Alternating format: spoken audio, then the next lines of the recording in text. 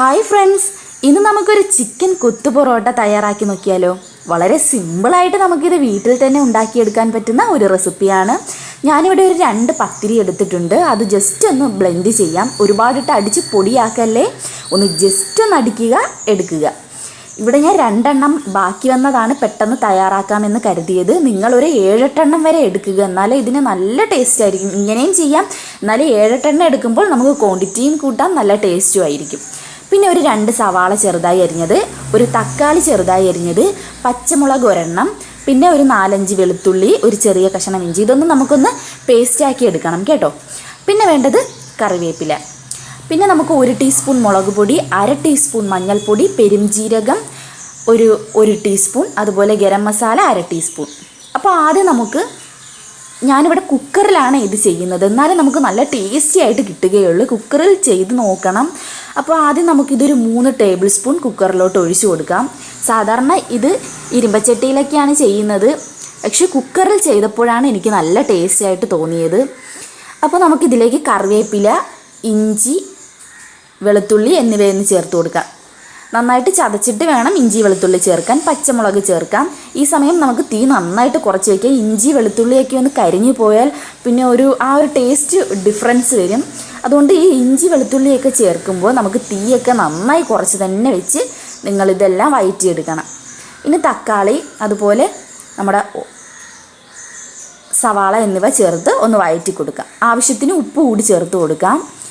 ഇനി നമുക്ക് തീ കുറച്ച് തന്നെ വെച്ചിരിക്കും. ഇതൊന്ന് വഴഞ്ഞ് കിട്ടിയാൽ മാത്രം മതി, ഒരുപാട് കരിഞ്ഞു പോവരുത്. ഗോൾഡൻ നിറമൊന്നും ആവണ്ട, വഴഞ്ഞ് മാത്രം കിട്ടിയാൽ മതി. അപ്പോൾ ഞാൻ ഒരു 1-2 മിനിറ്റ് തീ കുറച്ച് വെച്ച് ഒന്ന് വഴഞ്ഞ് കിട്ടിയിട്ടുണ്ട്. ഇനി നമുക്ക് ഇതിൻ്റെ 1/4 ഭാഗവും അങ്ങ് മാറ്റി വയ്ക്കാം. ഇതിൽ കുറച്ച് നമുക്കിട്ട് ഇതിനകത്ത് വേണം നമുക്ക് ചിക്കൻ വേവിക്കാൻ. കാരണം ഇത് കുറച്ചിട്ട് വേവിക്കുമ്പോൾ നമുക്ക് ഇതിൻ്റെ ഒരു ഫ്ലേവർ കൂടി നമ്മുടെ ചിക്കന് കിട്ടും.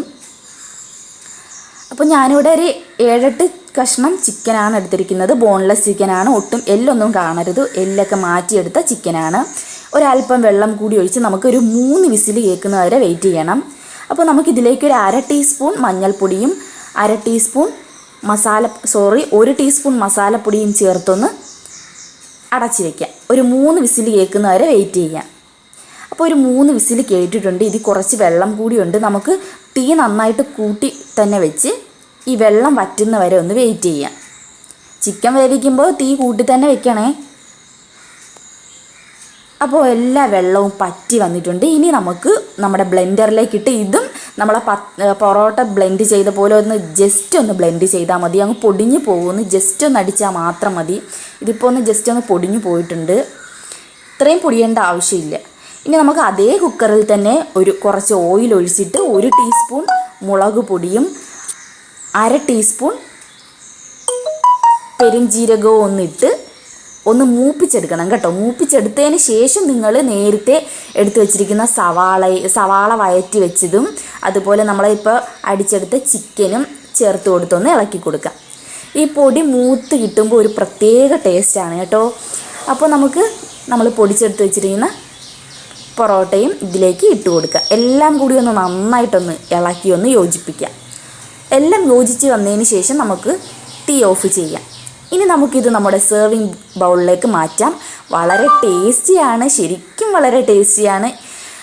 എല്ലാവരും മസ്റ്റായിട്ടൊന്ന് ട്രൈ ചെയ്ത് നോക്കുക. നമ്മൾ പൊറോട്ട കൂടുതൽ ചേർക്കുമ്പോൾ നമുക്ക് ക്വാണ്ടിറ്റിയും കൂടുതൽ കിട്ടും. നമുക്ക് ആ പൊറോട്ട കടിക്കുമ്പോൾ ഉള്ള ആ ഒരു ടേസ്റ്റും കിട്ടും. ഇതിപ്പോൾ വീട്ടിൽ ഇരുന്നത് വെച്ച് ഞാൻ പെട്ടെന്നൊന്ന് തയ്യാറാക്കിയെടുത്തതാണ്. അപ്പോൾ എല്ലാവരും ഇഷ്ടമായെങ്കിൽ ആ ലൈക്ക് ബട്ടണിൽ അമർത്തി ഒരു ലൈക്ക് അടിച്ചേക്കണേ. അതുപോലെ എല്ലാവരും ട്രൈ ചെയ്ത് നോക്കുക.